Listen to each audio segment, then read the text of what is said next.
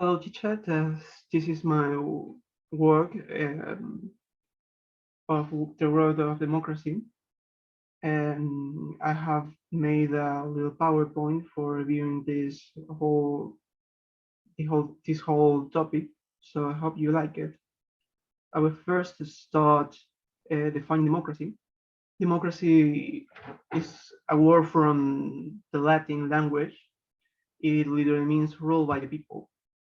It is a system of government by the whole population or all the eligible members of a state. The first form of democracy that existed was the direct democracy that was originated in Athens, in Greek.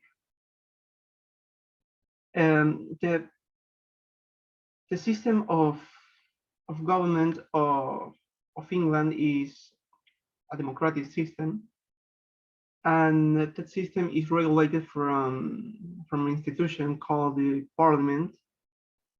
And in modern politics and history, a parliament is a legislative body of government. Generally, a modern parliament has three functions: representing the electorate, making laws, and overseeing the government via hearings and inquiries. This parliament is very antique in the history of England, so I will be reviewing some aspects of it.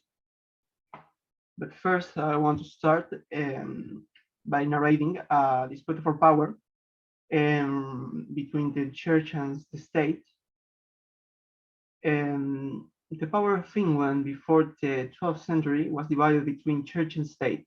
This led to a long struggle for money and power that ended during John's reign. But before that, we will be reviewing the development of this struggle step by step.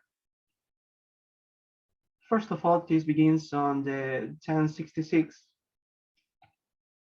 when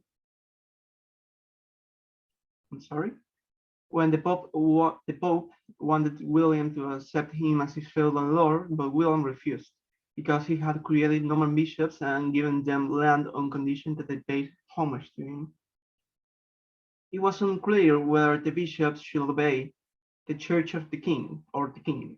Some kings and popes wanted to avoid conflict and left the matter alone, but others wanted to increase their authority, so the conflict persisted. Well, in the 11th and 12th centuries, the Church wanted the King of Europe to accept his authority over spiritual and earthly affairs, and argued that even kings were answerable to God. Kings, on the other hand, chose as bishops men who will be loyal to them. Church, principally before this, they play a huge role in society and politics and economics, principally with taxes. The problem was with the taxes.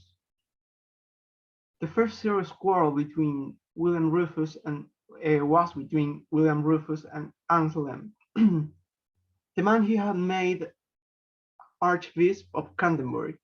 That was Anselm. Anselm, fearing the king, had escaped from England. After William's death, Anselm refused to do homage to William's successor, Henry I. Henry had created several new bishops, but they had no spirit of authority without the blessing of the archbishop. This left the king in a difficult position. It took 7 years to settle the disagreement. Finally, the king agreed that only the church could create bishops. But in return, the church agreed that the bishops will pay homage to the king for the lands owned. In practice, the wishes of the king in the appointment of bishops remain important, but after Anselm is dead, Henry managed to delay the appointment of a new bishop for 5 years, while he benefited from the wealth of Canterbury. The struggle between church and state continued.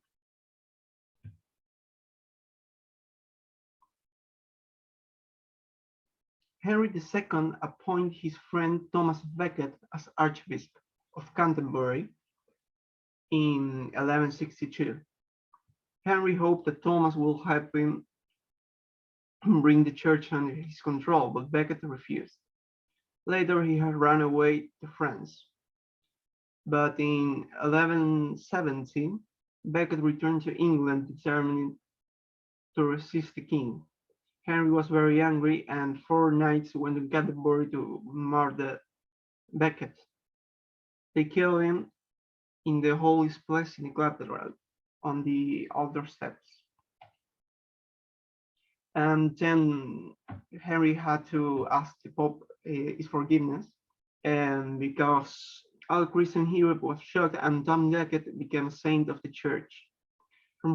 For hundreds of years afterwards, people not only from England but also from Europe traveled to Canterbury to pray at Becket's grave. Henry was forced to ask the Pope his forgiveness. Well, so after this little story, I have made a timeline of the growth of democracy. The first feature of this is that the first ancestor of the parliament was the Witan. What was the Witan? The Witan was created by the Anglo-Saxons during the 7th century, and it basically consisted on a council to give advice to the king. Basically, what is the parliament now? The great aspects. After that, we jump to 1066, because of the creation of Curia Regis, also known as the King's Court. It was the name given to councils of advisors and administrators in medieval Europe who served kings, including King of France, Norman kings of England, and Sicily, and kings of Poland. This England wasn't the only country that got this Curia Regis, and also other countries from Europe. In the 11th century, during the Norman Conquer, the Great Council was created. The Great Council is an assembly that was historically convened at certain times of the year when church leaders and landowners were invited to discuss the affairs of the country with the king. But this wasn't the only institution that existed on this time. On a local level, they had moods, and that were meetings of commoners who were representatives to their countries. The moods and the Great Council didn't have that much relationship. They don't interact so much. After, and we continue on the year 1100 with the assignment of Charter of Liberties, also called the Coronation Charter, was a written proclamation by Henry I of England, issued upon his accession to the throne in 1100. He sought to bind the king to certain laws regarding the treatment of nobles, church officials, and individuals. This was a very important step because by law, all the people were more equal. Another important fact is that in 1215, John signs the Magna Carta. King John had been forced to sign Magna Carta in 1250. The barons could check the power of the monarch. It had 63 clauses, of which the most important were the 12 and 39. I will be reviewing these clauses on more more detail. Clause 12. It established that the king levy could not levy taxes without the consent of the common council of the realm, the barons. Therefore, there was some control of taxation and the barons were limiting the power of the monarch. This served as the foundation of the modern principle of no taxation without representation.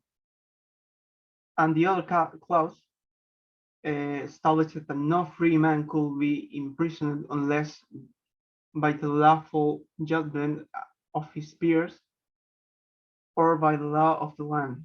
This guaranteed basic rights and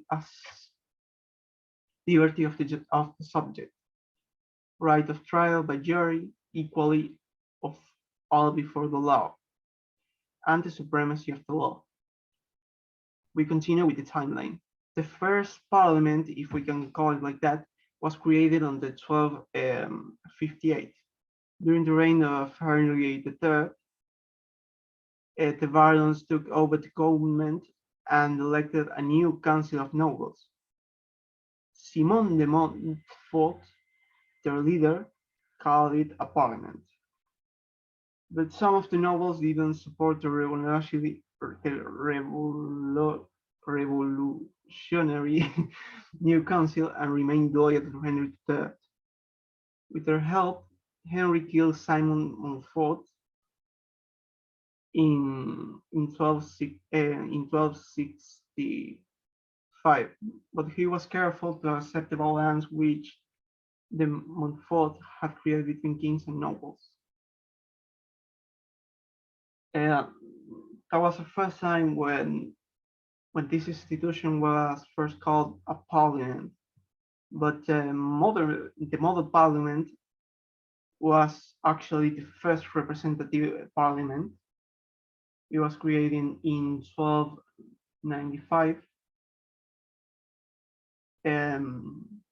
Edward I, the lawgiver, brought together the first real parliament. Simon de Montfort's council included only nobles. It had been able to make statutes or written laws, and it had been able to make political decisions.